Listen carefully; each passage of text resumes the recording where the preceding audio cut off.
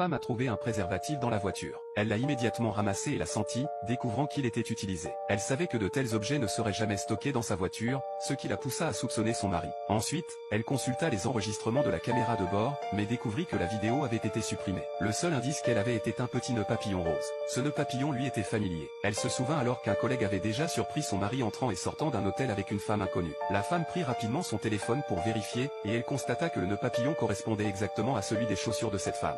Pour ne pas éveiller les soupçons de son mari, elle attendit la nuit, puis, une fois son mari parti, elle prit son téléphone pour le consulter. Elle découvrit des photos de cette femme, en particulier une photo avec des collègues de l'entreprise, mais son visage était flouté. Le lendemain, la femme se maquilla soigneusement et se rendit au bureau de son mari. Il était en réunion. Par hasard, elle entendit deux réceptionnistes parler d'une relation douteuse entre son mari et une femme inconnue. Elle comprit alors que son mari l'avait trompée. À ce moment-là, son mari passa par là et aperçut sa femme. Elle prétexta qu'elle passait simplement par là pour jeter un œil.